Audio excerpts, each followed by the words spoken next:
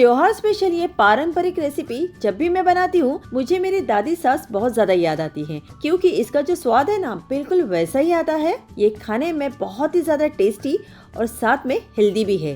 Specially ये new mother के लिए तो वरदान ही है। ये इम्यूनिटी को बूस्ट करता है। बैक पेन हो, जोड़ों का दर्द हो या फिर माइग्रेन, ये सभी तरीके से बेनिफिशियल है हमारे सेहत के लिए। तो चलिए ये खास रेसिपी बनाना शुरू करते हैं। हेलो दोस्तों, मैं रश्मि और आपका स्वागत है रे किचन में। और अगर आपने मेरे चैनल को अब तक सब्सक्राइब नहीं किया है तो सब्सक्राइब करें और बेल आइकन को प्रेस करना ना भूलें। तो आज की स्पेशल रेसिपी बनाने के लिए मैंने यहाँ पे कढ़ाई ली है। इसमें हम 2 बड़े चम्मच इतना घी डाल देते हैं। ध्यान रहे आज की जो ये रेसिपी है ना, हमें सिर्फ घी में ही बनानी है। यहाँ पे हम घी का ही इस्तेमाल करेंगे। ये मेरा घर का बना हुआ घी है। मैं हर 15 दिन में ना घी बनाती हूँ। बाहर का घी मैं कभी भी खरीद के नहीं लाती हूँ। अब इसमें हम डालेंगे 1 कप गेहूं का आटा। माप के लिए ना आप कोई भी कटोरी बाउल यहाँ पे ले सकते हैं। इसमें हमें बहुत सारा घी नहीं डालना है। बहुत ही कम घी में ना ये अच्छे से सीख कर तैयार हो जाता है। आटा सीखना वैसे तो कोई बहुत बड़ी बात नहीं है, कोई भी इसे सेक सकता है। पर ध्यान रहे कि आंच को हमें लो टू मीडियम के बीच में रखना है और लगातार चलाते हुए इसे भूनना है। ज्यादा हाई फ्लेम पे यानी तेज आंच पे ना करें, वरना आटा जो है ना वो जल जाएगा।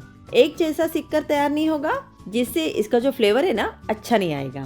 आटे का कच्चापन हमें ना पूरी तरह से निकाल देना है। साथ ही में घी भी पूरे आटे में अच्छे से लग जाना चाहिए। जब आटा अच्छे से सेक जाता है तो उसका जो टेक्सचर है ना वो चेंज हो जाता है और कलर भी देखिए हल्का सा चेंज हो गया है ना, हल्का बादामी कलर का ये हो गया है। घी अच्छे से इसमें लग चुका है। बस इतना ही इसे सेकना है। अच्छी सी सौंधी सौंधी खुशबू इसमें से आने लगी है, यानी कि हमारा जो आटा है एकदम परफेक्टली सिक कर तैयार हो गया है। चलिए आटे को मैंने ना लगभग 4 से 5 मिनट तक सेका था। अब इसे बड़े से बाउल में निकाल लेते हैं। सेम कढ़ाई को मैंने साफ कपड़े से पोंछ कर ले लिया है। अब इसमें हम पाव कप अक्खा साबुत धनिया डाल देते हैं।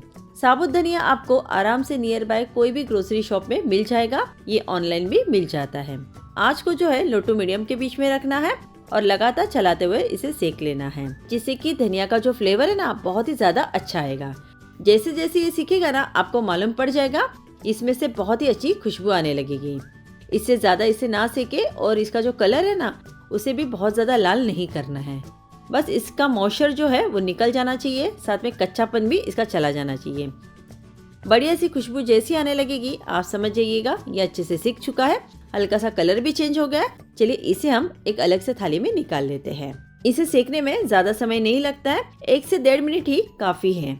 अब इसी कढ़ाई में 1 बड़ा चम्मच घी और हम डाल देते हैं। अब इसमें हम 2 बड़े चम्मच इतनी चिरौंजी लेंगे, इसे चारोली भी कहते हैं।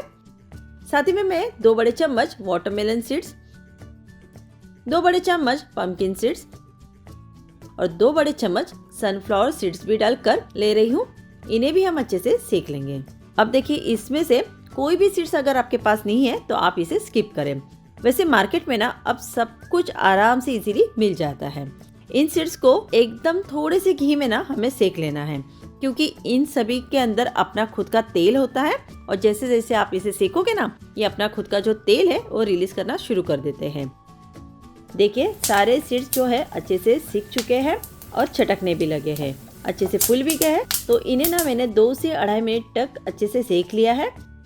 अब इन्हें हम इसे आटे के बाउल में निकाल लेते हैं।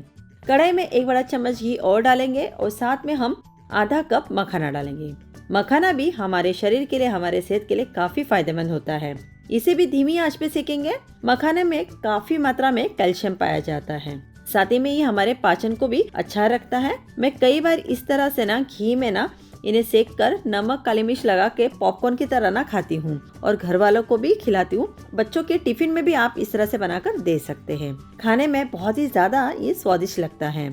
हल्के से घी के साथ इसे आप सेक कर डिब्बे में भर के भी रख सकते हैं। ये हफ्ते भर तक बिल्कुल भी खराब नहीं होता है। एज ए नमकीन की तरह भी आप इसे सर्व कर सकते हैं, खा सकते हैं। तो 2 मिनट इसे मैं इस तरह से लगातार चलाते हुए सेक रही हूँ और ये देखिए अच्छे से ये सीख चुका है। चलिए इसे भी हम आटे वाले बाउल में ही निकाल लेते हैं।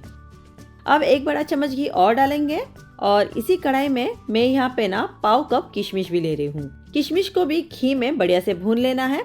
देखिए कढ़ाई जो है ऑलरेडी हमारी काफी गर्म है, तो किशमिश जो है ना फटाफट से भून जाएगी। देखिए कैसी ये गुब्बारे की तरह फूलने लगी है। तो चलिए इसे ज़्यादा इसे फ्राई नहीं करना है, इसे भी निकाल कर हम आटे वाले बाउल में ट्रांसफ़र कर लेते हैं।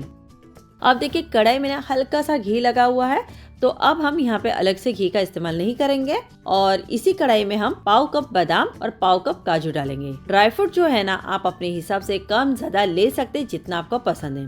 दोनों को एक साथ भून लेते, भूनने के लिए दोनों को समय जो है एक जैसा ही लगता है। इनको सेकने से क्या होता है ना, इनमें जो अच्छा सा क्रंच होता है ना वो काफी अच्छा आता है खाने में।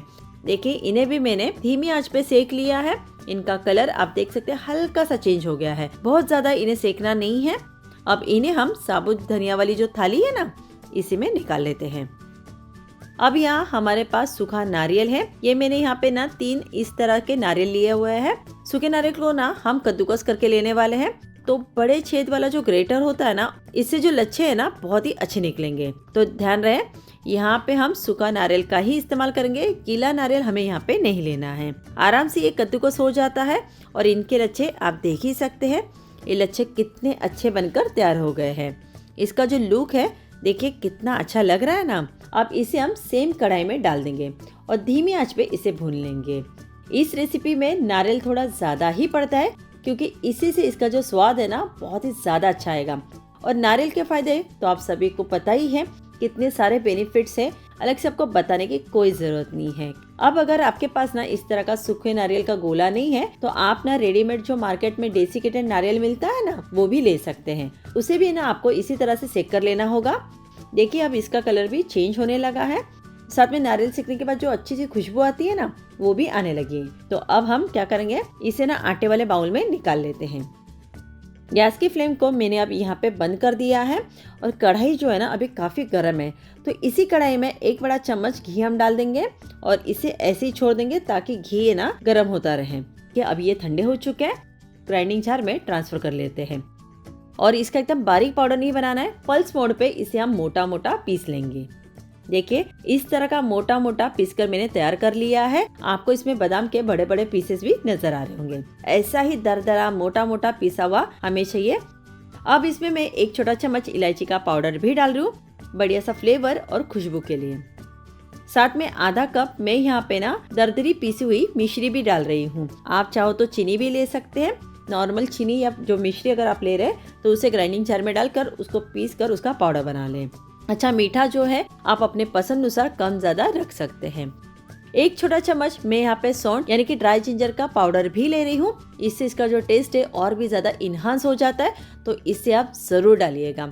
और जो हमने घी को गर्म करने के लिए रखा था कढ़ाई में, चलिए वो भी अब डाल देते हैं और सबको अच्छे से मिला देंगे। हाथों से मिलाने से जो हमने घी डाला है वो अच्छे से मिक्स हो जाता है। सभी चीज़ों को हमने अच्छे से सेक कर लिया हुआ है, जिससे कि इसकी जो शेल्फ लाइफ है ना वो बढ़ती है और ये टेस्टी भी लगता है खाने में। इस पंजरी को ना खास करके ना जन्माष्टमी में बनाया जाता है। अब खूब सारे त्योहार शुरू होने वाले हैं, जैसे कि जन्माष्टमी है, गणेश चतुर्थी है, तो ऐसे कई सारे पावन त्योहार आने वाले हैं। तो आप इस तरह से पंजरी बना सकते हैं। इसे आप सिर्फ त्योहार में ही नहीं बल्कि अगर कोई न्यू मॉम है, जैसे अभी कोई माँ बनी हो, अगर किसी को बैक पेन है, जोड़ों का दर्द है, माइग्रेन जैसी बीमारी है, उसमें भी ये काफी मदद करता है। ये एक तरह से हमारी इम्यूनिटी को बूस्ट भी करता है और ये हमारे शरीर के लिए काफी सारे बेनिफिट्स देता है। आप इसका लुक भी देख सकते हैं, कितना अच्छा लग रहा है ना। बहुत ही कम घी में हमने सारी चीजों को अच्छे से सेक कर ले लिया है। देखने में कितना सुंदर लग रहा है ना, खाने में उतना ही टेस्टी और हेल्दी है। जब आप इसका भगवान को भोग लगाते हैं ना, तब आप इसके ऊपर एक तुलसी पत्र जरूर रख दें और आपके घर में जो भी आए उसे प्रसाद इस तरह से दे दें। तो इस टेस्टी हेल्दी से आटे नारियल की पंजरी को आप जरूर बनाइए, खाइए, खिलाएं और बताएं कैसे बनी थी। इसे आप कोई भी एयरटाइट कंटेनर में भरकर स्टोर करके भी रख सकते हैं।